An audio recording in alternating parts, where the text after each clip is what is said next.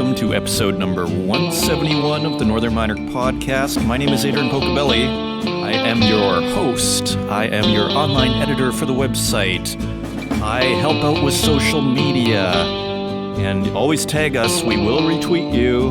And we have another special episode for you today. And this is another speech from the Canadian Mining Hall of Fame.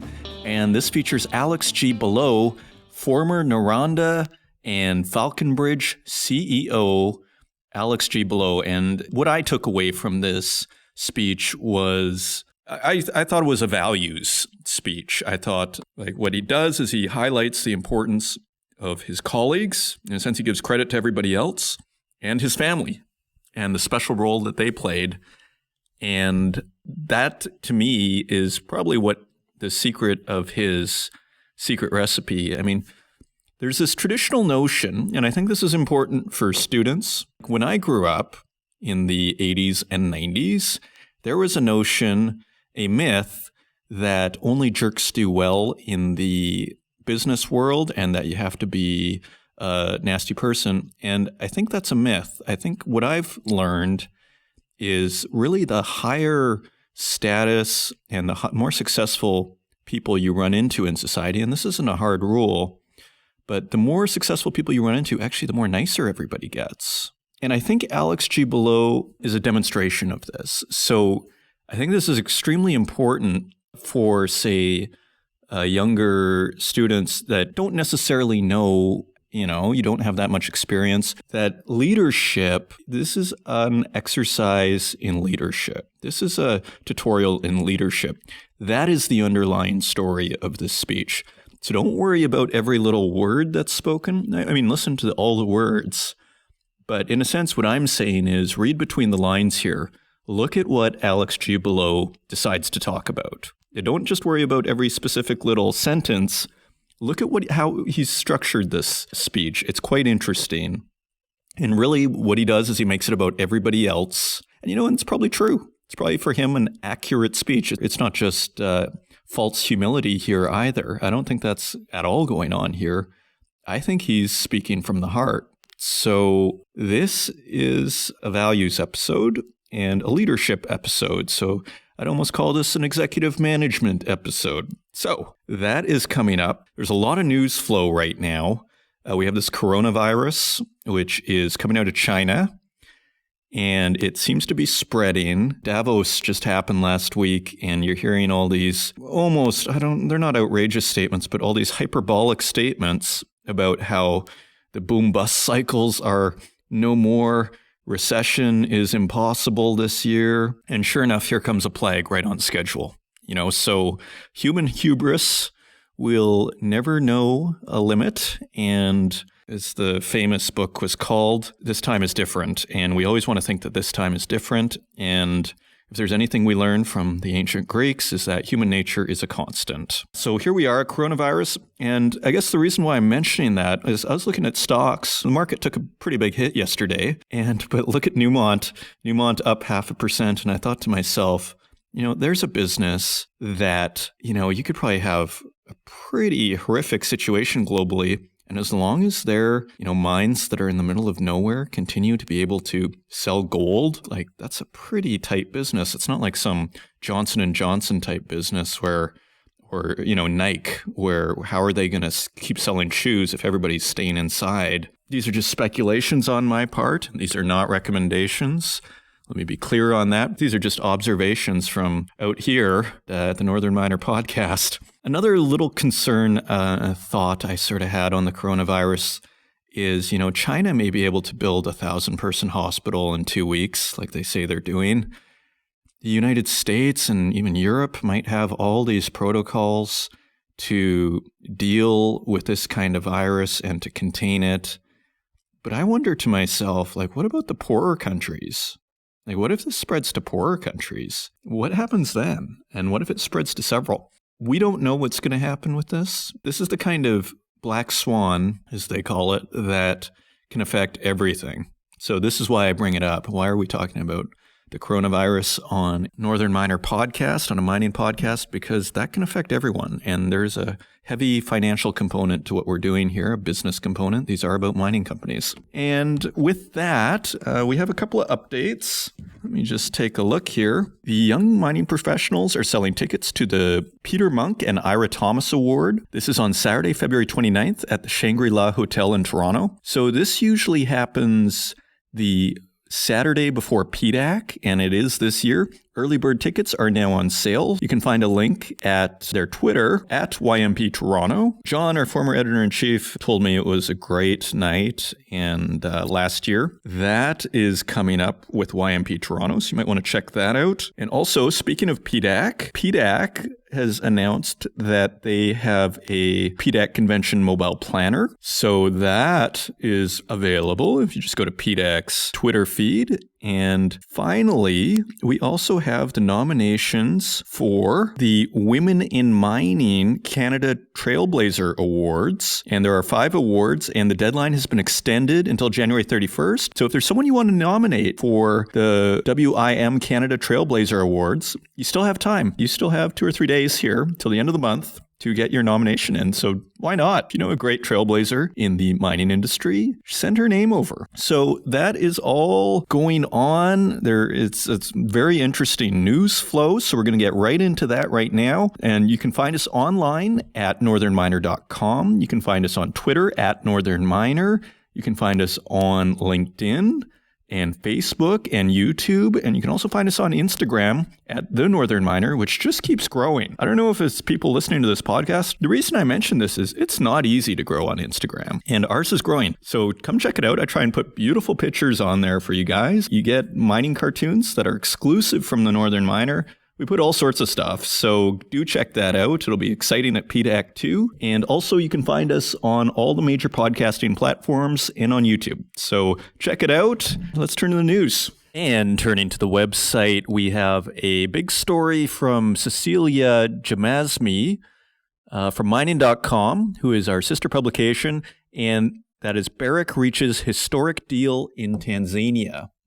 Yeah, Barrick, they just took over Acacia Mining in 2019, and they had to come to a deal with the Tanzanian government. So I'm just going to get right into the story here. Barrick Gold and Tanzania have signed a deal that grants the African nation stakes in 3 gold mines the company operates there, ending a long-running tax dispute and setting a template for negotiations with other firms. The arrangement comes 3 weeks after the 2 parties reached an agreement in which Barrick accepted to pay $300 million to settle outstanding tax and other disputes. The deal also includes the lifting of a concentrate export ban and the sharing of future economic benefits from the miners' operation in the country on a 50-50 basis. So not a cheap settlement at $300 million. And they also want a 50-50 deal on the future economic benefits. So a hefty price tag here to make a deal with Tanzanian government. And continuing, in addition, the agreement ratifies the creation of Twiga Minerals, a company jointly owned by Barrick and the Tanzanian government, which will oversee the management of the Toronto-based miners' local operation. North Mara, Buzwagi, and Bulyanhulu mines, which Barrick acquired through the takeover of Acacia Mining in September 2019, are now owned 84% by the gold giant and 16% by Tanzania. Barrick CEO Mark Bristow, and you might remember Mark Bristow ran Rand Gold. And so he has a lot of experience in Africa. It was based in Africa. They merged, or I guess Barrick took that over, and Bristow became the Barrick CEO. So he was on Tanzanian state TV, and he said he was happy that Barrick's, quote, long safari in Tanzania had ended well. And Cecilia added, safari means, quote, journey in Swahili. Casting himself as a, quote, Zulu boy, born in Zululand, Bristow called the pact historical. Quote, many people said your criticism will chase away investors. What it's done is challenge the mining industry and all of us to embark on something where we win together or lose together. Don't you just hear the echoes of an ESG investment climate? There's a new melody in what people are saying, and there's a new tone. Following the official ceremony on January 24th, Barrick in Tanzania will continue to work on implementing other aspects of the deal. In particular, the gold miner plans to partner with the University of Dar es Salaam, commit up to $10 million in funding over a 10-year period for training and skills development in the mining industry. And they have also budgeted $50 million for brown and greenfield exploration in Tanzania. And they are also going to earmark $40 million to upgrade the road between Bulyanhulu and Mwanza, as well as construct a housing compound and related infrastructure. Tanzania, Africa's fourth largest gold producer, is revising other mining and energy agreements as part of a law passed in 2017 by President John Magufuli's government aimed at securing more revenue from the country's resources. You can read the rest of that on northernminer.com. Very interesting development. This has a sounding of a New Deal, so to speak. This has a New Deal sound to it. And so I don't think this headline is an overstatement. Barrick reaches historic deal in Tanzania. Check it out on northernminer.com. And up next, we have another story. It's a pretty dramatic story. Ex-Vale CEO and others charged with homicide for dam disaster in Brazil. And this is by Trish Saywell, who is senior reporter and acting editor-in-chief for the Northern Miner. I'm going to get right into it here. It speaks for itself. State prosecutors in Brazil have charged Vale's former chief executive, Fabio Schwartzman, with homicide after the catastrophic tailings dam disaster last January at the company's Feijão iron ore mine in Minas Gerais killed more than 250 people. Schwartzman left his position at the company in March 2019. Homicide charges also have been leveled against other former employees, while state prosecutors have charged Vale, its German contractor TUV SUD, and 15 individuals with environmental crimes, Bloomberg reported. Vale responded to the charges in a statement saying, quote, it believes the accusations of fraud are perplexing and that, quote, it is important to note that other authorities are investigating the case. At this point, it is premature to claim there is conscious assumption of risk to cause a deliberate breach of the dam. Vale trusts in the complete clarification of the causes of the breach and reaffirms its commitment to continue to fully cooperate with the authorities. I wonder where the CEO is. I mean, you might have heard of the ex-Nissan CEO skipping town out of Japan to go back to Lebanon, where he will not face charges. And you just wonder, I mean, this story doesn't get into it. Where is Fabio Schwartzman? Well, I guess we're going to find out if he's not appearing or if he's already appeared. In mid-December, the mining giant released a long-awaited report from a panel of experts on the technical causes of the dam failure at its Correio do Feijão mine in Brumadinho. The report found that the failure was, quote, unique in that it occurred with no apparent signs of distress prior to failure. So it's a pretty just tragic situation on all sides. It does come back to this ESG issue. This dam failure killed 257 people and left 13 others missing, for an assumed death toll of 270.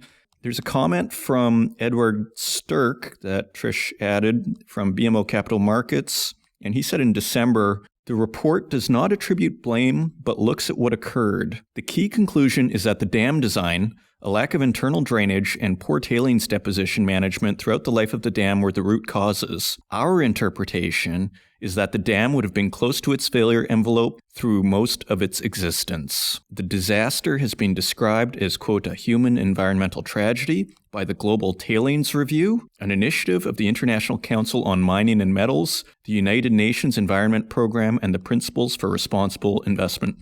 ESG is everywhere. I mean, that's the underlying story of a lot of this. And you know what? When you get disasters and tragedies of this magnitude, you understand why. It goes on. You can read it in detail on the northernminer.com. And speaking of ESG, we have a report from Egon Zehnder. Let's see what they say. Long way to go on ESG.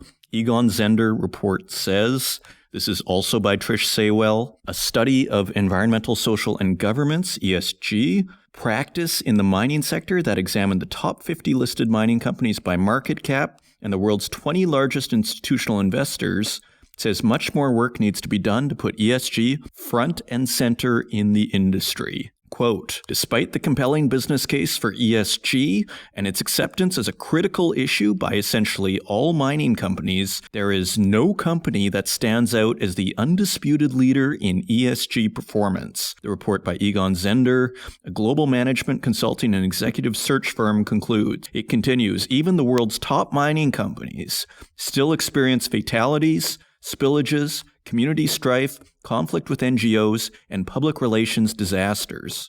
It continues, large investment firms like BlackRock and Vanguard, quote, have made ESG a priority. And BlackRock just came out with that huge announcement that they would be basically biased towards companies that are climate change conscious. And you just see it's funny. We were talking in an earlier episode how it's starting to snowball.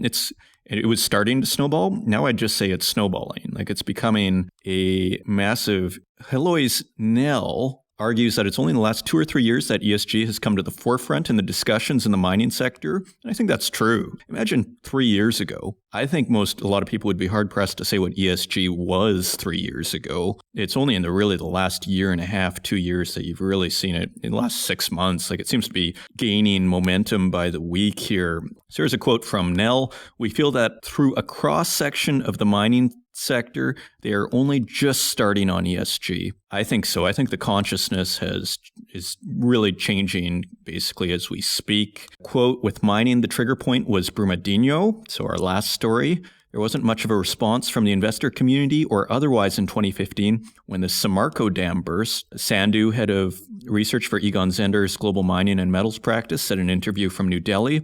But with Brumadinho, investors stood up and said it really shouldn't have happened. It came as a shock worldwide, and then you had the Church of England stand up and put a spotlight on the industry. Further, they say mining companies must establish ESG as a top priority. Quote, there needs to be a strong voice from the top. That's the most powerful thing that any mining company can do. Nell says in an interview from Johannesburg, there's still a lot of ground to be covered. Among the report's recommendations is to have mining CEOs, quote, drive ESG across the company and be willing to sanction bad behavior rigorously and forfeit short-term profit for long-term sustainability. It just goes on, and read it more in depth on thenorthernminer.com. It's a fascinating read. Yeah, mining company CEOs are on notice. It's if you're not thinking about this, if you don't have a plan, then at this point you're not doing your job. So, this is just a quick little editorial on this as well. If the business community continues in this direction, it really does, a lot of the anti-capitalists, the more extreme side of the environmental movement can be pretty anti-capitalist. And what's interesting about this whole story is if ESG kind of succeeds on its mission and changes the actions of business to be much more friendly, environmentally friendly, I'd have to say it's a point in the camp of the capitalists, isn't it? If capitalism can solve the problems that the environmentalists and anti-capitalists are complaining about. That's an oversimplification because it doesn't take into account of, say, wealth disparity. But nevertheless, if they get the environmental thing sorted out, which they seem to be at least moving in that direction, that's quite a testament to capitalism's power. I don't think anybody can deny that.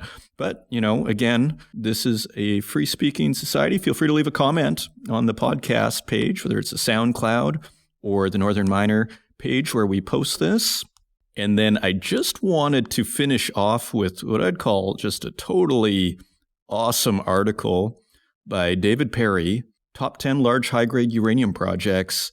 I've been looking at the uranium market for a long time. When I started investing in little stocks way back when, before I ever had even heard of the Northern Miner, I had been buying uranium stocks, and you really don't know what's going on.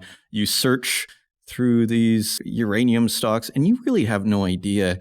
And then David Perry produces this article, Top 10 large, high-grade uranium projects. Like, what do you want to know as a uranium stock investor, as a uranium mining company investor? What do you want to know?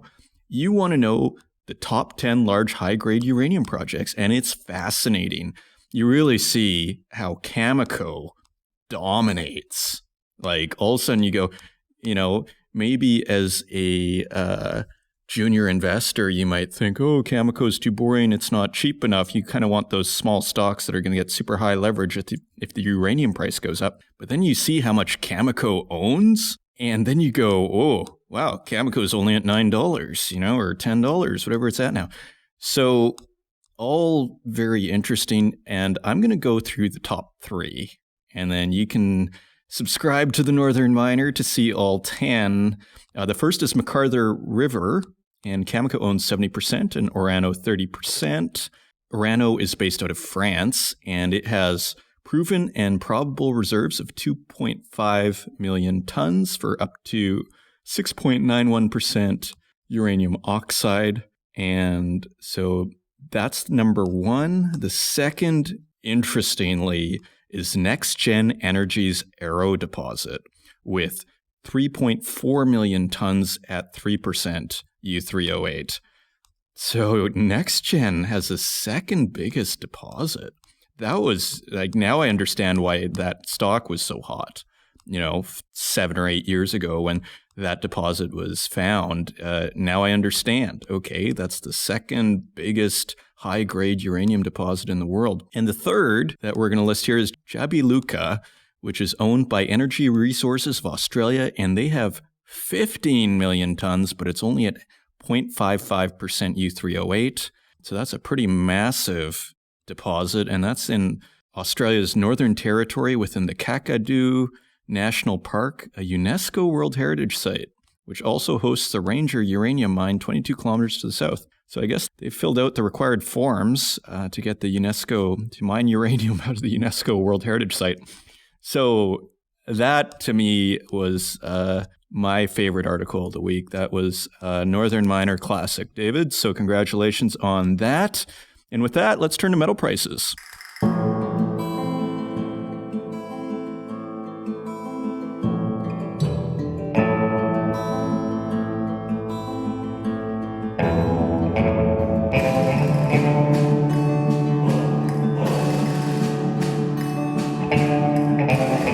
First, we'd like to thank our friends at infomine.com for providing us these prices. You can just put in Infomine and metal prices into Google, and you will get the page I'm looking at. And on January 28th, gold is the highest it's been since we've started recording this metal price on a weekly basis. It's at $1,579.28 per ounce. Gold is about $23 higher than last week, so nice move there. Silver is at $18.05, which is 4 cents higher than last week. Platinum is at $989.04. That is $23 lower than last week. Palladium, the star of our drama for the last 6 months, is at $2,298.31. So dropping back from its high of $2,479 that we recorded last week. I think it actually got higher than that in between, but it is down on the week by $180. Yeah, that doesn't mean it's over. Like when you get these huge moves higher and then lower, that's the nature. Like I remember rare earths way back 9 years ago. It'll go up 15% a day and then it goes down 10% or 20%. So that's the nature of a bull market. Maybe that's why they call it a bull market. So let's see. The story's not over in palladium yet, but let's see. So palladium pulls back, and on January 24th, copper is at $2.71. That's down 14 cents. You wonder if coronavirus might be impacting that. Aluminum is unchanged at 81 cents. Lead is down a penny at 89 cents. Nickel is down 39 cents to $5.89. And tin is down 39 cents to $7.67. Cobalt is at $14.63, which is 11 cents higher than last week. And zinc is at $1.07, which is 3 cents lower than last week. And those are your metal prices. And coming up, we have Alex G. Balogh and his induction into the Canadian Mining Hall of Fame at the Canadian Mining Hall of Fame ceremony on January 9th. And he is introduced first by Anthony Vaccaro, who introduces the video. Then you'll hear a quick summary video of Alex G. Balogh's contributions to the mining industry. Then following that, he is introduced by Chris Twigimolisi, who is senior advisor at Hatch and a Canadian Mining Hall of Fame director. And then finally, you hear Alex G. Balogh. So I'm going to read just a little bit about Alex G. Balogh. During an illustrious career spanning 50 years, Alex Balogh earned his place in a select group of industry leaders who shaped and built Noranda and Falconbridge into the most successful mining and metallurgical giants in Canadian history. He has the rare distinction of contributing to the growth of both companies, starting with Noranda, which he joined at Gaspé Copper in 1954 after earning a degree in metallurgical engineering from McGill University in his home city of Montreal, Quebec. He created a new smelting process at Noranda, which helped solve some of the problems associated with acid rain. He closed a leach plant to protect a salmon river in Quebec. And he helped open mines in Peru, major mines, and what you might call company builders at Peru, Chile, and Quebec. He was CEO of Falconbridge and president and CEO of Noranda. So this guy had a heck of a career. I mean, this is the kind of guy you'd expect to enter into the Canadian Mining Hall of Fame. So here it is, Alex G. Balogh, and we'll see you on the other side.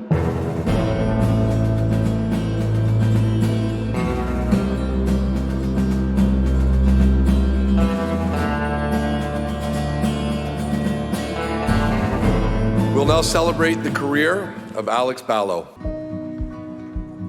Alex Balogh's career success can be attributed to his unique combination of technical, financial, and people skills. Born in Montreal in 1932, Alex attained a bachelor's degree in metallurgical engineering from McGill University in 1954.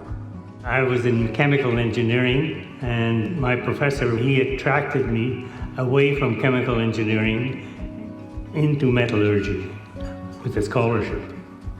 From 1954 to 1976, Alex held various positions with Noranda. He became known for his unassuming style and commitment to innovation. He had many things that he could have been seeking recognition for, but didn't. And it took me years to get stories out of him that would allow me to realize just how much he had contributed to the company. Alex's technical breakthroughs and his focus on safe, environmentally responsible resource development helped create the strong platform of sustainability that underpins the entire Canadian mining industry today.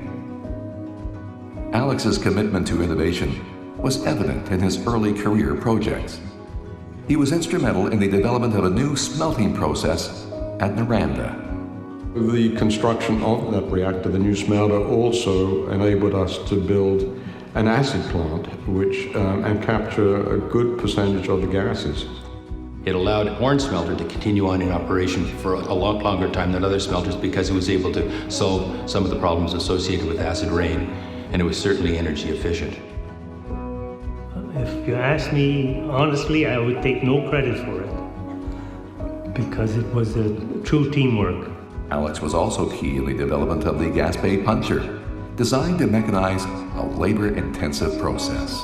There was a young chap on my shift who insisted that the puncher was too arduous a task, and there's a much easier way to do it. Fortunately, we were both working on shift, so we secretly assembled one, and that's how it was born.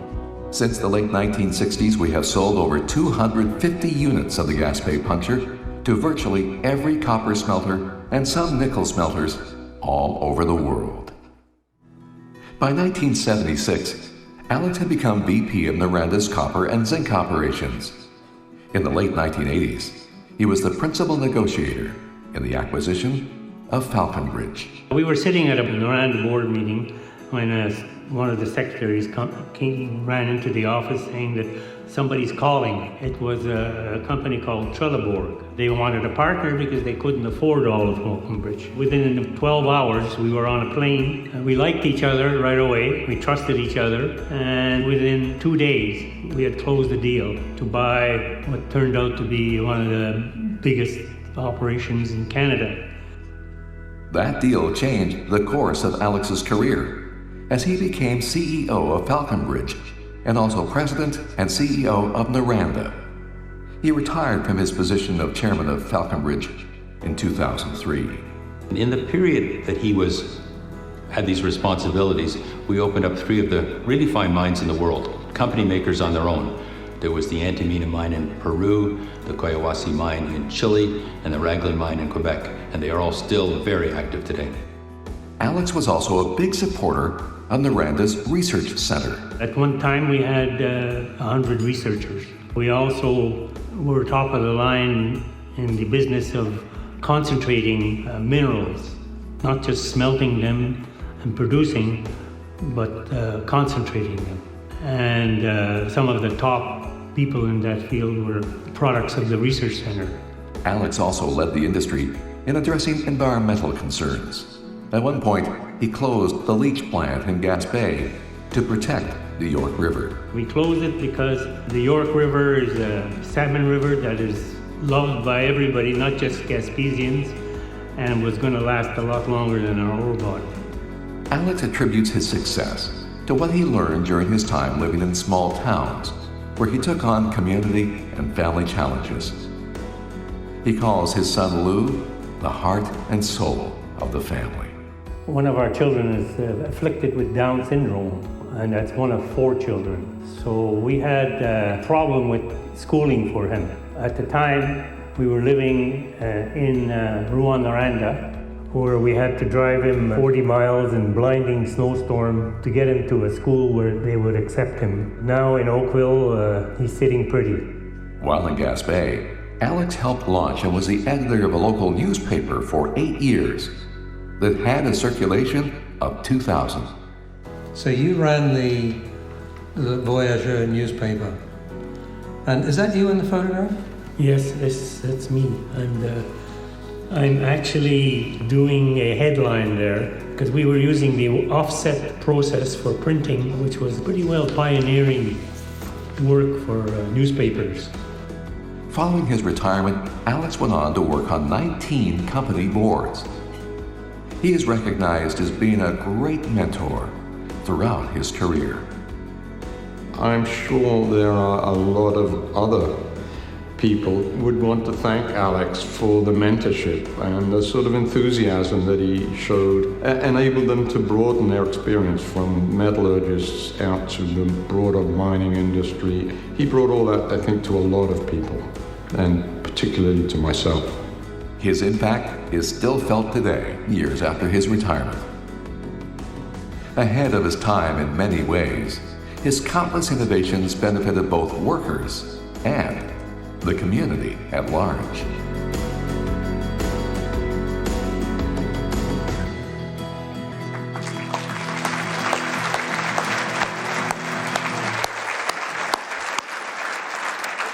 Here to present the award to Alex Balogh is Chris Twigg-Molsey, Senior Advisor at Hatch and Canadian Mining Hall of Fame Director. Chris.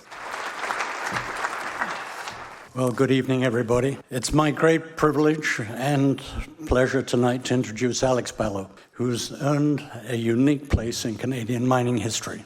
He led and helped build both Noranda and Falconbridge, as we've heard, into 2 of Canada's most successful mining and metallurgical empires. Driven by a visionary understanding of our business and the future importance of safety, productivity, and the environment, he developed and implemented key innovations in copper production, initially at the Gaspé, as we've heard, subsequently the revolutionary Noranda reactor at the Horne, and more recently for the nickel business, the ice-breaking concentrate carrier to Raglan. His ability to assemble winning teams, develop staff into future leaders in our industry, and to deliver successful projects globally is testament to the strength and impact of his leadership. I'm honored to present this award to Alex. Please come to the podium. In case you didn't recognize it, that's the Hungarian Rhapsody. My parents both were born in Hungary, and they met here in Canada. And I was checking on my father's detailed past. His first job in Canada was mining up in the God's country, they call it, Northern Ontario, where all they were mining was stone. But there was a little bit of limestone in it, and the guy that was my father's boss, who didn't speak Hungarian, but he advised him that it was not a job for any human being because it was a little too dusty. So that's my background, which I didn't know about till about 3 weeks ago. We're supposed to identify people who have played a special role in our careers, and it's a little tricky. I'm sure I'm going to forget a few. I've got a dozen here, which I briefly tell you about. These were largely ordinary people, specifically people like Albert Pelche, who's a self-made instrument technician, whose stubbornness and creativity led to the development of both the Noranda reactor and the Gaspé puncher. And this was a guy who did not finish university. Pierre-Henri, he was a Gaspésian chicken farmer who painted safety signs for Gaspé Copper and was editor of the Gaspé Voyageur before becoming vice president of Pratt & Whitney. Scotty Gary, a true Scot, dedicated to safety and health in our mines and smelters. Mike Nucky and Graham Farquharson, two Canadian geologists who made history. Philip Mackey, a talented metallurgist and friend. David Carr and the Brascan team. Bill Brissenden and Alf Powis, the best mentors one could possibly have. David Bumstead and Bill Deeks, marketing geniuses. Frank Frantisak, who guided Noranda and awakened Canadian mining industry to growing environmental concerns. And then there was Lance Taggart, who shared with me in the dramatic acquisition of Falconbridge, and we traveled the world together. Jerry Hatch, his outstanding engineering teams were frequent partners on major projects.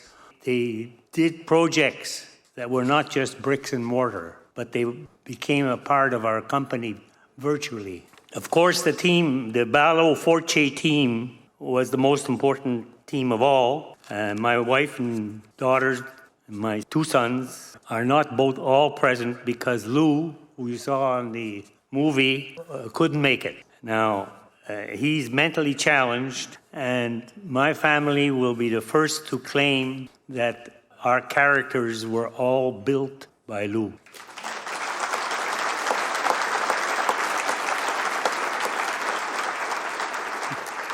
My children played a special role in my career, and they were obliged to move their home several times, and without exception, they valued the experience. Many thanks to the organizers of this outstanding event.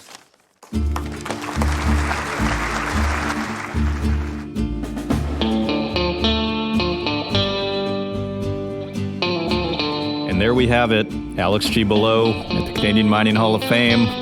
The value of integrity, value of values, it always comes down to values. So I hope you enjoyed that. We're going to have more next week. The news flow will continue on northernminer.com. We'd like to thank you once again for joining us. And if you want to leave us a review in the Apple Podcast directory, we'd be super grateful for that. And share it with your friends.